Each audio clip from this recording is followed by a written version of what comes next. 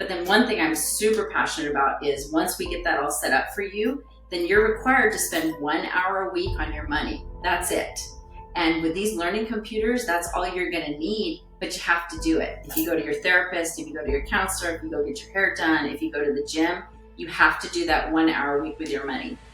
No exceptions at all.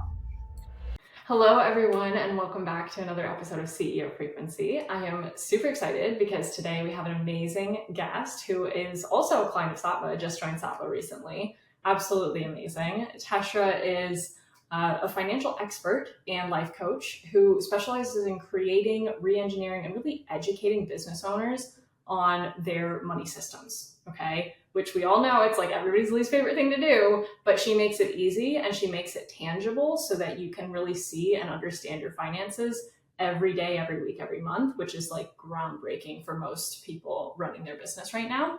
And then from that also, like finances in the business are one thing, but she emphasizes the importance of your personal finances beyond what you're doing in your business. Because at the end of the day, if you're making all this money in your business and you're not paying any attention to what you personally get out of that, and you're not paying yourself a paycheck, you're not investing that money wisely, you're not saving for big purchases, if you're not like planning for your future with the money you're making in your business, nothing's going to happen, right? You're just kind of stuck in the same continuous cycle. So obviously that work has a ripple effect into all other areas of your life. And she is an expert in elevating all of that through that first step. So anyways, I'm just so passionate about this topic, so excited. I'm super excited to dive into all of this with you today. But Teshra, just tell us a little bit about how you got where you are today.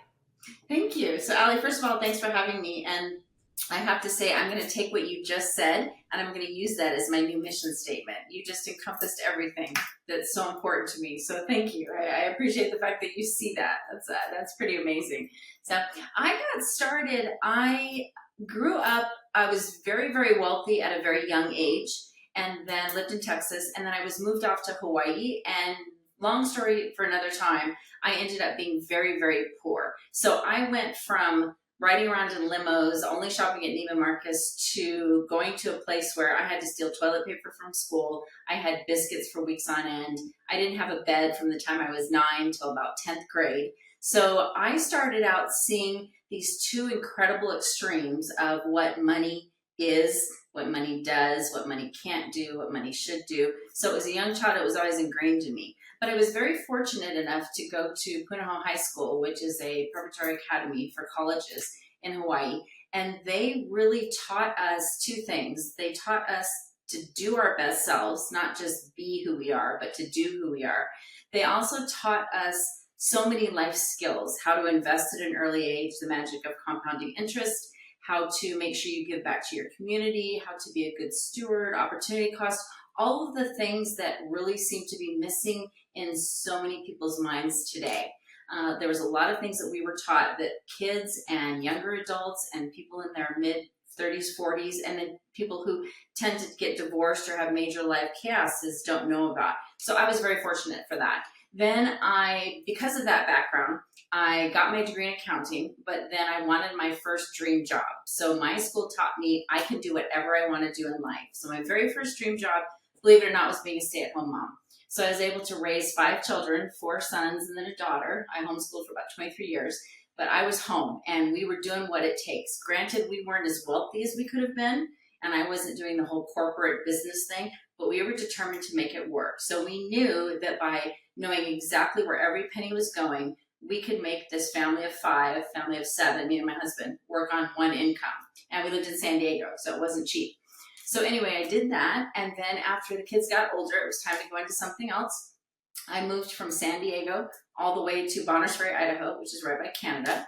And the homeschooling was kind of, getting past, kids were getting older. Like, okay, let's get a job. Well, where we live, there aren't that many jobs. So I ended up in banking, fortunate to find a very fantastic job in our area, and took my accounting degree, but had to reverse things. So started out in life seeing the two sides of money. Then I got to see the two sides of accounting from the customer's point of view, but I had learned it from the banking point of view. So again, there's always two sides to a story. And I was in that for about 11 years, and I got caught up in I like to work, I like corporate, And then God said, it's time for you to go. It's time for a change. I said, okay. So I dreamed up job number one, dream job number two.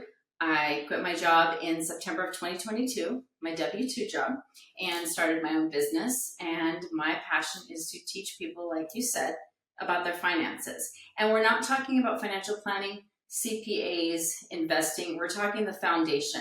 Where are your cash flows, your ins and your outs? What's coming in, what's going out, and what decisions can you make so that you can do the life you want to do and then go out and serve? So yes, I help with businesses, but my real passion is, like you said, if your personal isn't fixed and going real great, it's really not worth it with your business. So real, so real. And I hear this all the time from so many of my clients who are so focused on their business, because especially if you're full-time in your business, it's like all your attention is on the money in your business, not the money in your personal life. And a lot of entrepreneurs, especially the first few years, they don't pay themselves, right? They're not actually paying themselves, and they're not, keeping track of where their money is going. They're not keeping track of all the expenses in their business, let alone the expenses in their personal life. They're not tracking that cash flow. So I love what you do, and I love that you make it so tangible and so simple, right? So straightforward, which is so powerful, because otherwise, nobody's ever going to engage with it. Yeah, absolutely. And that's one of the things I love how you talked about being so simple, because what I do is I take if you're already running a business or you're in the corporate world, chances are you've got your fingers in money at some point, especially as an entrepreneur. But so many people nowadays use QuickBooks Online for business. Well, what I like to do is I like to take that exact same program, but use it through your personal finances. So even though when you first open it up, it has all of the chart of accounts that have all of the business categories to it, you just change all those categories into your personal. So then when you're reading profit and loss statements from a business, you're actually reading a profit and loss statement for your personal finances, which should be your absolute most important business, no matter what you're doing in life. So this helps with two things. One, obviously you see your personal as your most important business. But then the second prong is, if you have to step into opening a new business or going into a system that really has a lot of good features to it, you already know how to learn that same system. So you just open up a new account, but you're using the exact same system. Yeah, it's familiar, it's easy to adapt to and adopt in life. Yeah. Exactly. Yes. Yeah. So you save time, which is the most important thing, because you don't have to go back into the learning curve. Absolutely. So that's really cool. Yeah. So I'm curious to rewind a little bit, if you don't mind sharing, because I'm sure everybody that heard your introduction is so curious about those different phases of your life, where it went from, black to white, from, riding in limos to, living on biscuits, as you said, right? So what was that transformation like, and how did that shape your beliefs, more importantly, about money and about wealth and about your future, right? To have those two very different experiences in that duality at such an early age. Yeah. I was about 8.5 when the shift happened. So up until the point when I was 8.5, I really didn't understand or comprehend. I didn't go around going, oh, I'm rich and I'm wealthy. I didn't see that. It was just normal for me. So then when the change happened, it wasn't, I was still kind of at that age where it wasn't a real smack in the face. It was just, oh, it's a change. And I think the fact that I was in a completely different space, Dallas to Honolulu is a very different space. So I was kind of excited as a child. Things were great. I was also fortunate to go to this amazing school on a scholarship, and they really helped me keep grounded. And so I was so busy learning, doing extracurricular activities, serving the community, that I never really had that, oh my gosh, I was rich and now I'm poor. What I did have, though, was this understanding of, I remembered what money can do. I'm also surrounded in my teenage years by very, very wealthy people, because the school has a lot of wealthy people there. And so I learned that money has two very different sides. It's got the rich and it's got the poor. But the other two sides to it is there's the side of it that tells you money is the only thing that's going to help you, or you can have complete lack of money and still help yourself. So what I mean by that is, it's not about how much money you make, it's about what you're doing with your money. So for instance, you could have somebody who makes $5,000 a year. And if they know exactly what's coming in and exactly what's going out, and they want to live on a tent in the beach, and all they have is, very, very low finances, That is absolute wealth. That to me is a billionaire. Or you could be a millionaire who makes $1 million and they have a fancy house and fancy cars, but they still know where their money's coming in and where it's going out. And that can be absolute success for them. Both of them you need to be happy where you're at, but more importantly, you need to realize that money is there and it has those two different prongs to it. And then a little farther off piece of that is that I really knew that money was definitely not the source of my happiness. I had the money, I had it taken away. I saw people with money, I got it back later in life. It has nothing to do with happiness at all. What does have to do with happiness is knowing what's coming in and going out and what's your plan for going forward. If you're somebody who wants to go to Italy and you're like, I can't go to Italy, I'm miserable. That's because you don't know how much you spent on Starbucks for the last 6 months. You can go to Italy. So once again, it doesn't matter how much money you make. It just depends on knowing where every penny's coming and going so that you can make those plans. Absolutely. And you can decide. Yeah, that makes perfect sense. And I think a lot of people feel some sort of resistance oftentimes to looking at their money, right? Or on the opposite end of the spectrum, there's some people who are constantly looking at their money, constantly, like almost obsessively tracking their spending, and to the point where then they're in a scarcity mindset on the opposite end. So some people are afraid of it, some people are addicted to it. What do you think sets that up in a person, and how do people overcome that? Let's see. I think the scarcity mindset is a huge problem. I was listening to a podcast this morning and they were talking about being a prisoner of hope. That, think about it, if you really like shackle yourself to the pole of hope and you're handcuffed and you can't get out and nobody has the key, that really is going to pull you out of that scarcity mindset. But you really have to keep reminding yourself that, you know what, it's not about how much I have, it's what I'm doing with it. So I think the scarcity mindset goes more towards, I am not investing in my personal growth and doing the real me, because when you're congruent with who you are and how you act, I think you're less likely to be in that scarcity mindset. Because if you don't have enough, you want to get more to fuel whatever it is that you need. I think on the other side, people who never look at their money, it's usually one of a few things. One, they're too embarrassed to do it. I know of VPs and CEOs who started companies and they're in the $1 million a year range, but they spent so much time in their business that their personal finances went to crap. Some of them have 57 credit cards, some of them have no credit cards, but they have no idea what's going on. And it's not because they're stupid or dumb. They're obviously super smart because they can run their business. However, they haven't taken the time and they haven't thought to themselves, I've been given this blessing of all this money. I have to be a good steward. I think if you're a business owner and you're congruent with being successful in a business, you have to be congruent with taking good care of your personal finances, which are a huge gift. Because like I saw, they can be taken away in any second. And so on the scarcity side, I think it's people are just not putting into themselves. They're not filling their buckets up on a daily basis in the personal growth world. And then for the side that they are not looking at them at all, one, the embarrassment, but also they're too busy or it's too complicated. And for those three things, that's where I come in. I'm working in banking, I can keep my mouth shut. I can be so confident, you can tell me everything, and I'm like, okay, let's just work with it. I can make sure that the system is simple for you. I'll teach you 7 or 8 things in QuickBooks, not the 10,000 features that it offers. We'll keep it simple. And I can do that so you can focus your time on something else.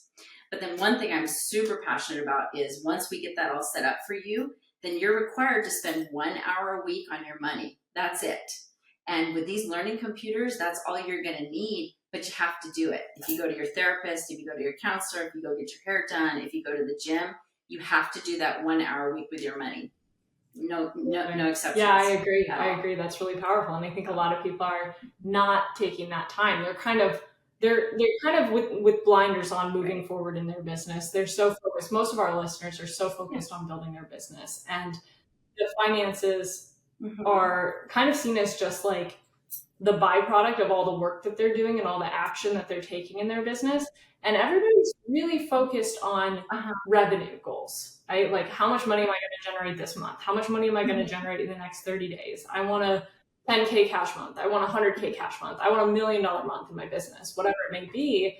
And it's always about just that first entry point of the money into the business, and then obviously from there into life. But there's a lot more that goes into tracking money, understanding your finances, both in business and in life. So, I'm curious, are there certain habits, aside from actually having that money date with yourself each week, that you think every entrepreneur should be doing that you don't see them doing, that people are forgetting about, not paying attention to, that they should introduce in order to level up their?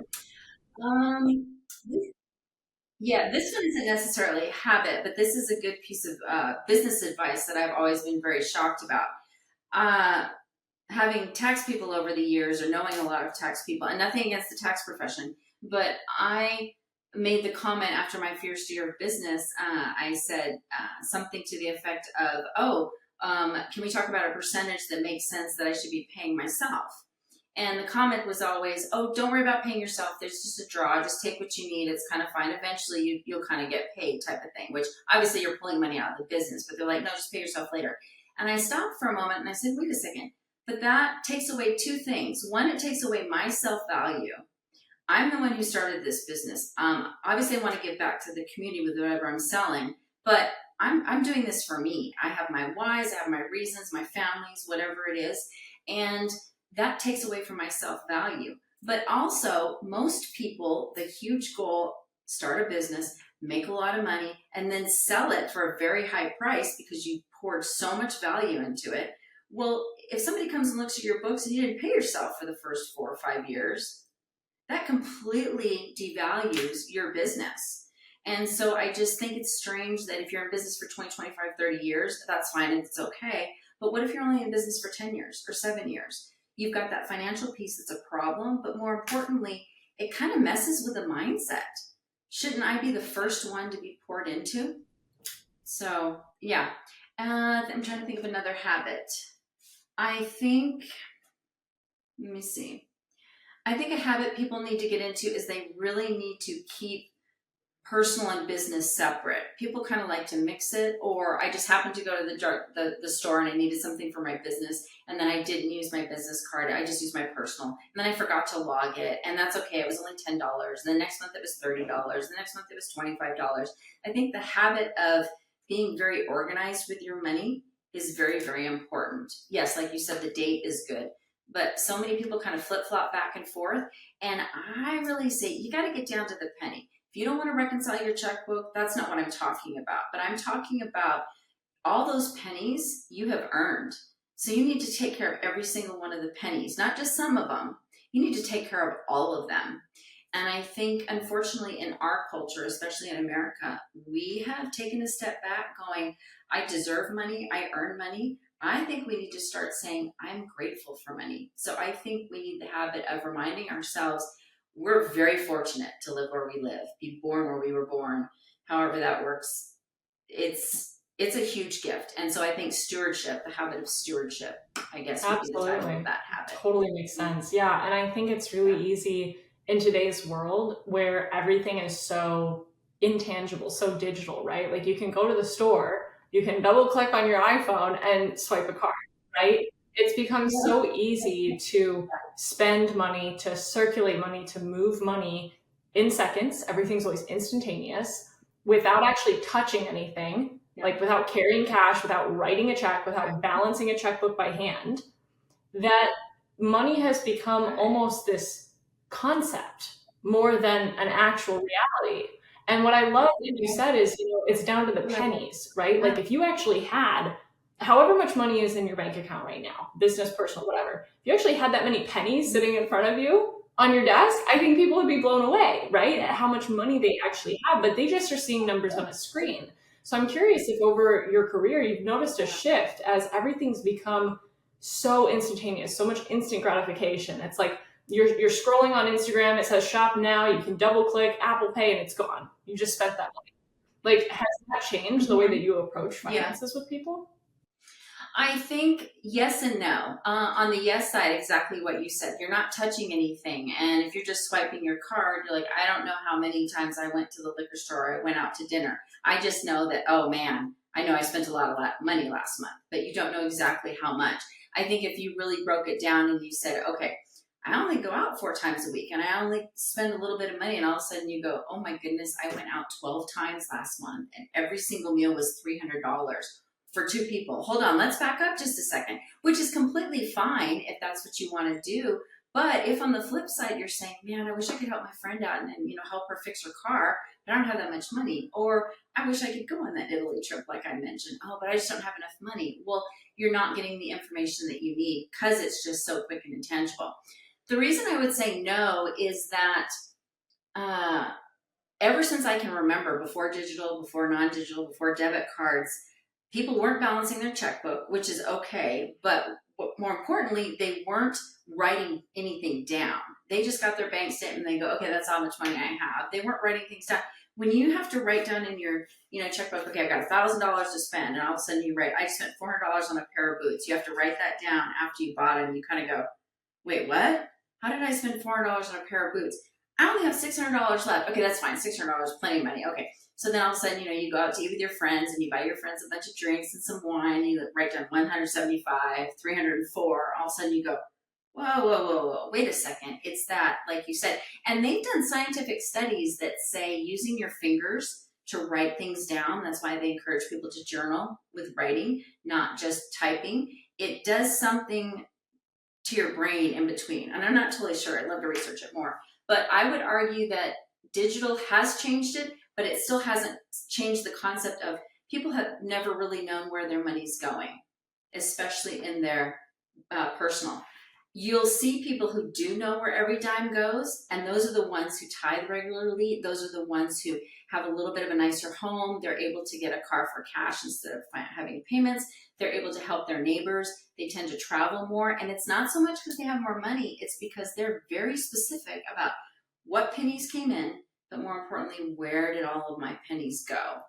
And they really do. I don't think they realize it, but they really do the Dave Ramsey of naming every dollar. So for instance, I have a teenage daughter. She comes home, she made $100 in tips, and they said, well, you need to name all your dollars. And it's like, okay, $50 is for what if. That's the name of that. $20 is for pizza. That's the name of that. She knows exactly how she's named her money. She can change it, but she's made that conscientious effort, and she knows that if I spend $25 on pizza, I can't spend $50 on my one if, because I just took $5 away from that. Or whatever. I know that that gets a little confusing to some people, but naming every dollar, naming every penny, people have not done that since the time I can remember, except in the spaces that I was in, the learning wise, the people who seem to do much better. Yeah.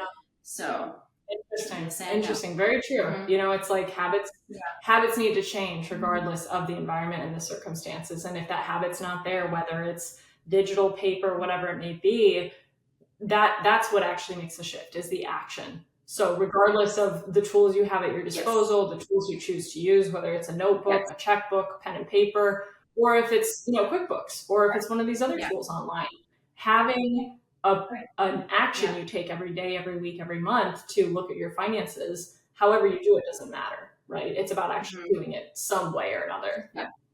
Exactly. And I love debit cards because they track things. I love credit cards. You get your perks, your cash back, your mileages, your companion passes. Absolutely amazing. And of course, computer systems to track your stuff is incredible. So technically, no, you don't have to use a pencil to write stuff down. But if you're actively engaging in what's going on, and one of the great things about running your business, your personal through your QuickBooks business, is that when you look at that profit and loss statement, that paints a picture of who you are.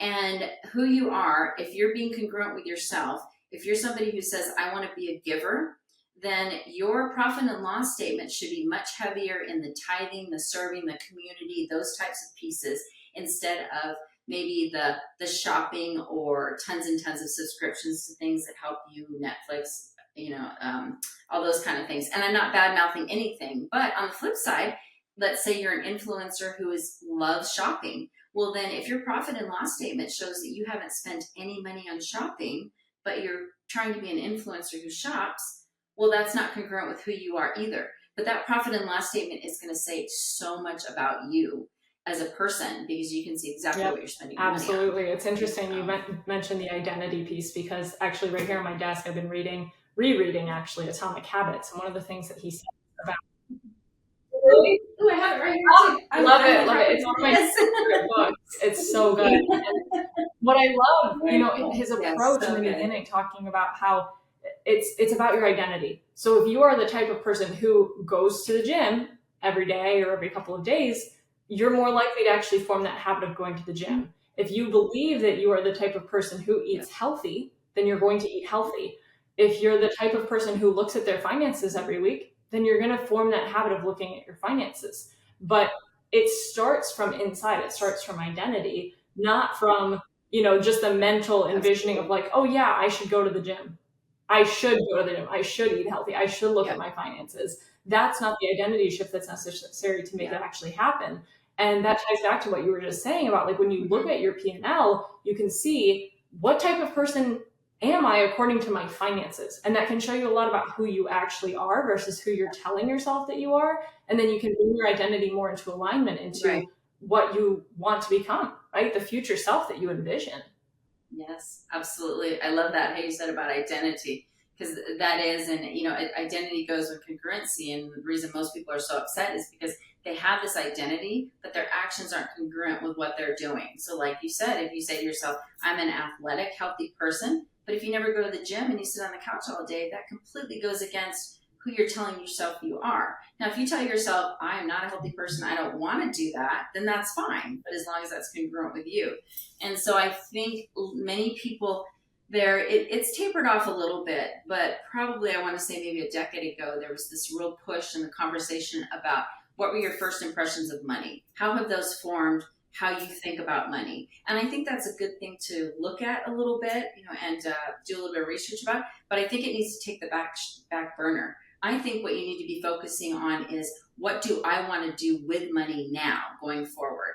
What are my actions with money? How are they lining up with who I am and who I see myself being and doing?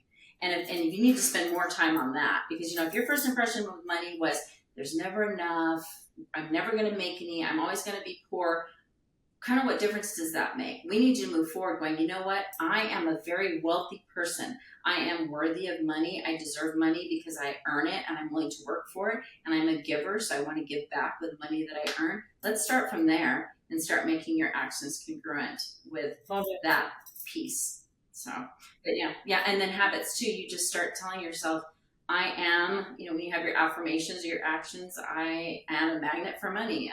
Jen Sincero, you're a badass. She has so many great things about you. Just kind of go, I live in the world of abundance. I am a magnet for money. And you start to see yourself as that's congruent. So then when you go out and you spend $150 on crap at the dollar store, that's not congruent with you being a magnet for money and living in abundance. So you have to start realizing, but you're not going to make the connection unless you're looking at your finances. Oh, I did spend that much, at the Dollar Tree on little plastic crap LPCs, which I think Irma Bomback, that's what she called them, little plastic crap. So, sorry, a little side note there. It's so true. It's so true. And I love that point. And I think what's really important to remember, what's always stuck with me is, if you can't manage $10, you're not going to be able to manage $10,000 or $10 million, right?